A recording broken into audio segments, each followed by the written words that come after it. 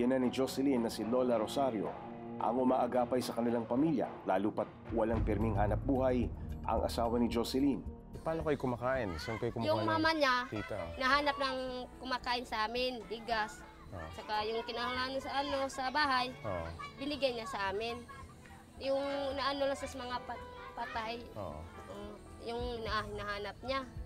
Tapos yun, makakain kami pag makahanap siya ng pira, bumili ng bigas. Yan talagang hirap talaga. Minsan kulang talaga yung pagkain. Kulang talaga yung namin. Magtiyaga lang kami kasi yun lang inaabot sa mama na yung asawa ko.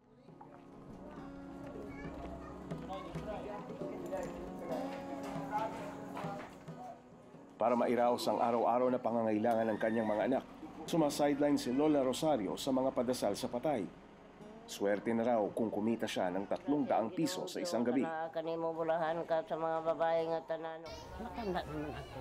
Kung kunin ko sa Ginoo, sa atong Panginoon, okay na lang. Yung mga bata, ang problema. Mga bata, kawawa naman. Yung luwa ko sir. Basta-basta sir.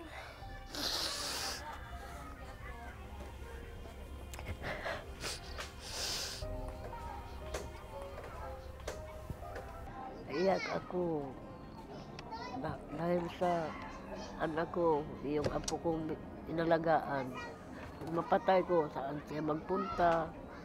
Hindi pa siya marunong magpunta kung saan ang mabuti.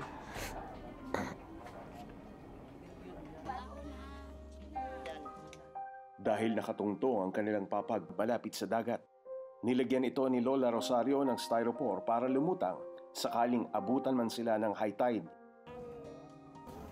Lumulitaw. Yung namin, nigdaan.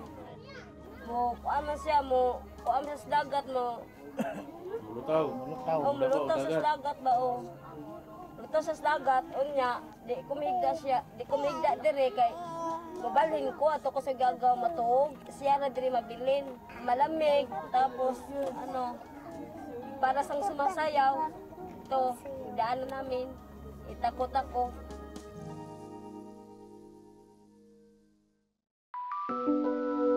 Makalipas ang 2 buwan mula ng huli naming pagkikita ni Jocelyn, nabalitaan naming pumanaw na ang kanyang asawang si Gabriel. Kasabay ng unti-unting pagbangon ng Cebu mula sa trahedya, unti-unti na ring nakakaahon sa buhay si Jocelyn at Rosario.